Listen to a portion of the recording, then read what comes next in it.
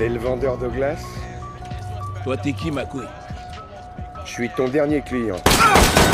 Jack était à l'origine chirurgien. Un soir, il sortit pour travailler. Sa femme et sa fille y étaient seuls à la maison. 3 criminels se sont introduits chez eux. Non seulement ils avaient volé de l'argent avant de s'enfuir, mais ils ont aussi tiré sur la femme et la fille de Jack. Sa femme est morte sur le coup. Sa fille, grièvement blessée, tomba dans le coma. La police repartit après une brève enquête. Jack comprit vite qu'il ne pouvait pas compter sur eux. Après son travail, il utilisait son temps libre pour s'entraîner au tir. Lorsqu'il était témoin de voyous agressant des passants dans la rue, Jack intervint pour les arrêter.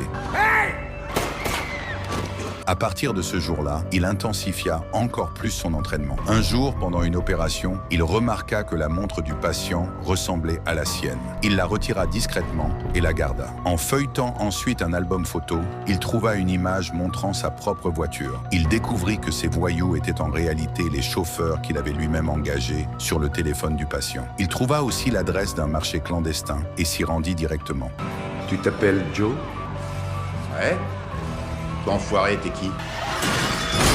Le lendemain, l'hôpital l'informa que sa fille pouvait être transférée. L'un des tueurs apprit également la nouvelle. Les criminels pensaient que leur planque était introuvable, mais Jack avait déjà découvert leur identité. Il savait qu'il reviendrait dans la nuit pour se venger. Quand Jack rentra chez lui, il a fait cacher sa fille sous l'escalier, puis a éteint toutes les lumières.